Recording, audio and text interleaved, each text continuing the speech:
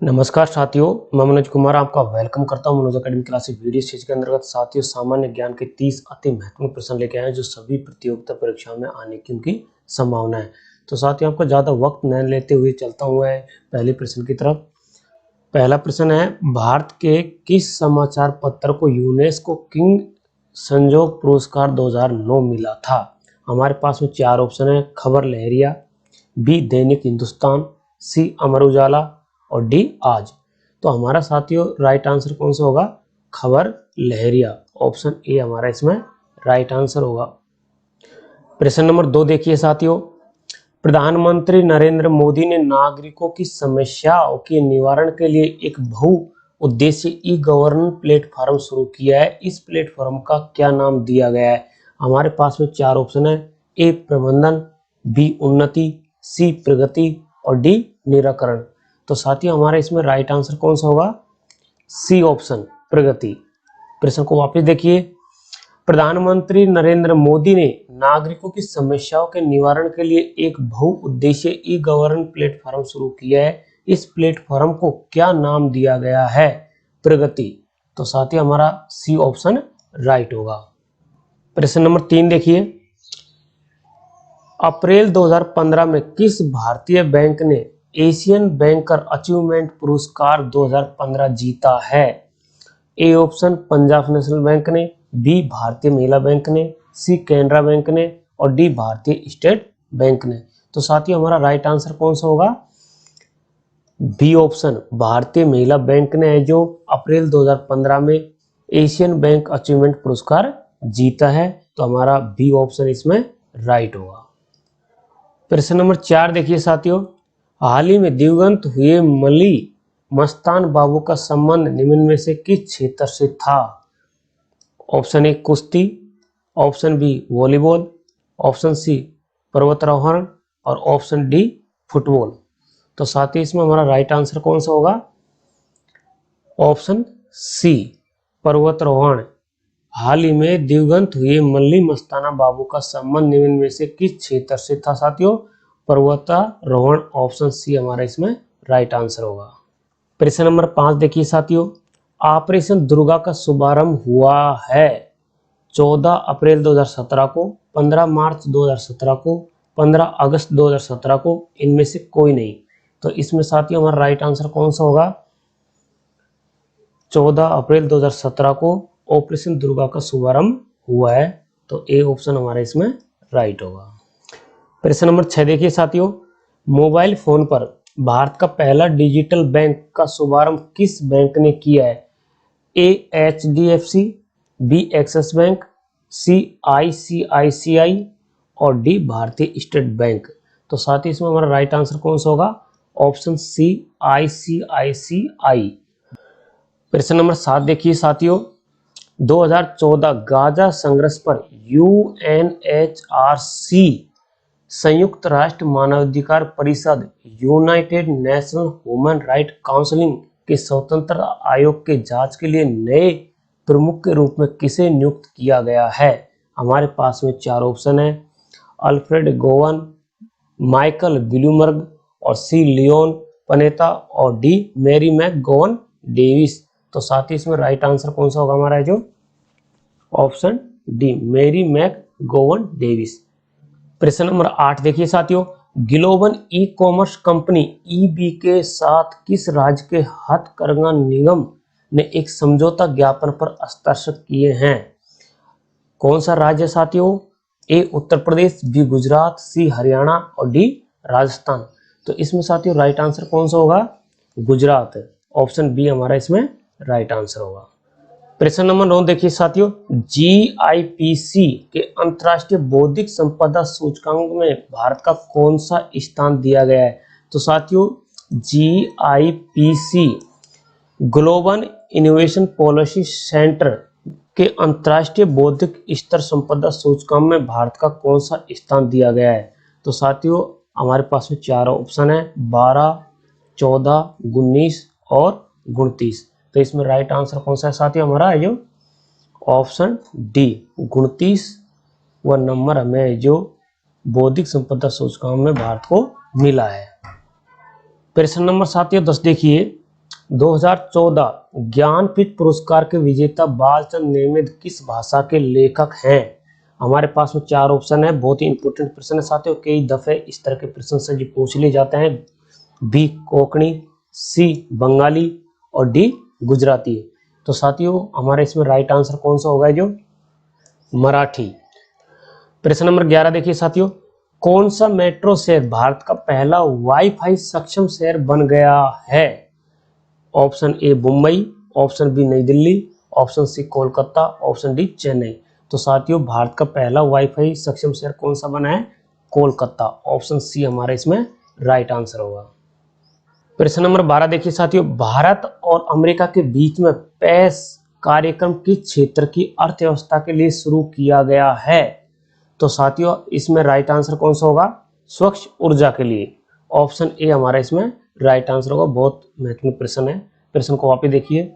प्रश्न नंबर 12, भारत और अमेरिका के बीच में पेस कार्यक्रम किस क्षेत्र की अर्थव्यवस्था के लिए शुरू किया गया? स्वच्छ ऊर्जा के लिए। ऑप्शन ए हमारा इसमें राइट आंसर है। प्रश्न नंबर 13 देखिए, एशिया के लिए धुरी प्योर टू एशिया विदेश नीति किस देश की एक रणनीति है?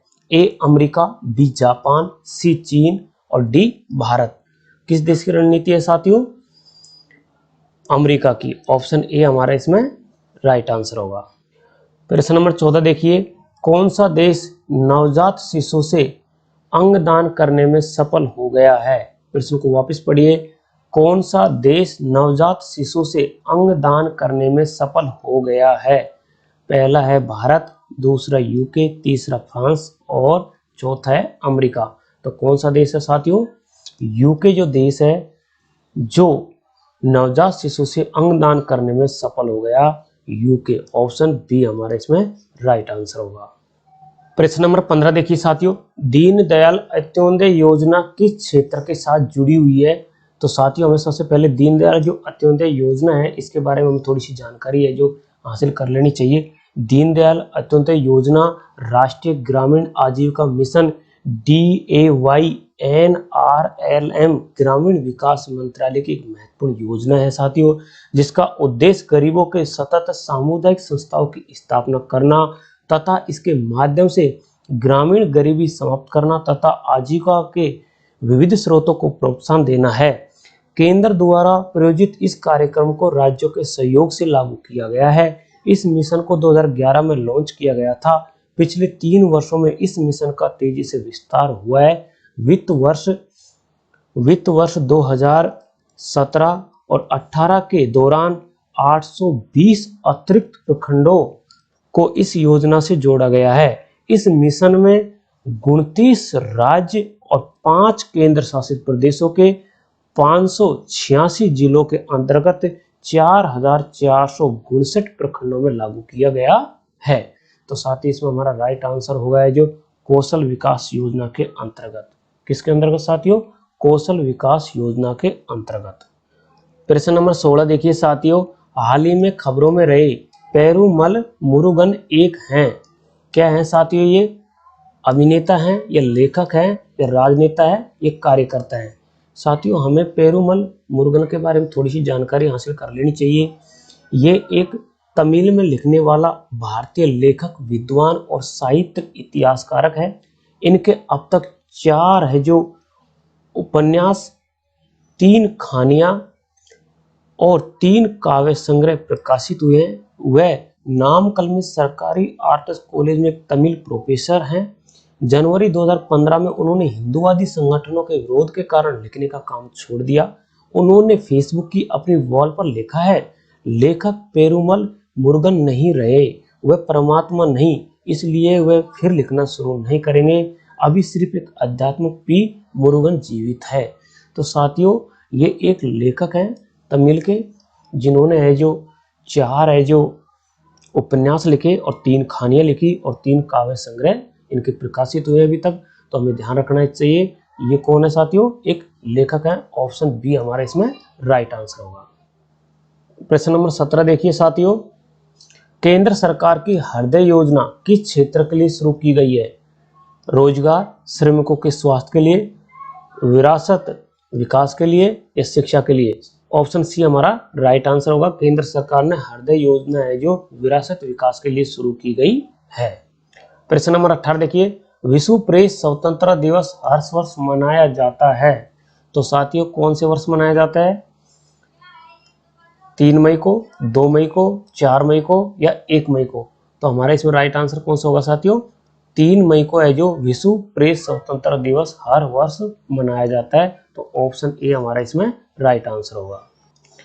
प्रश्न नंबर 19 को देखिए, अंतर्राष्ट्रीय मजदूर दिवस हर वर्ष मनाया जाता है।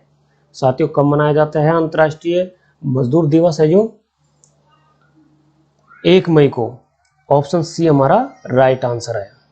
प्रश्न नंबर 20 देखिए साथियों, भारत ने हाल ही में किस देश के साथ सैन्य युद्ध अभ्यास हरिमू शक्ति 2018 आरंभ किया है? किस देश के साथ में किया साथियों? मलेशिया देश के साथ में। ऑप्शन ए हमारा राइट आंसर है। प्रश्न नंबर 21 देखिए साथियों, किस राज्य को हाल ही में फिल्म फ्रेंडली राज्य का पुरस्कार मिला है? Option A Tripura, option B Karnataka, option C Tamil Nadu, option D Madhya Pradesh. तो साथियों ऑप्शन डी हमारा राइट आंसर होगा। मध्य प्रदेश राज्य को हाल ही में फिल्म फ्रेंडली राज्य का पुरस्कार मिला है। तो ऑप्शन डी हमारा राइट आंसर होगा। प्रश्न नंबर 22 देखिए, किस देश का नाम बदलकर हाल ही में द किंगडम ऑफ इस्वातिनी रखने की घोषणा की गई है? कौन सा देश है साथियों? केन्या, जर्मनी, जापान और स्विट्जरलैंड। ऑप्शन डी हमारा राइट आंसर होगा। प्रश्न नंबर 23 देखिए, किस देश की सरकार ने हाल ही में सरकारी नौकरियों में आरक्षण समाप्त करने का निर्णय लिया है?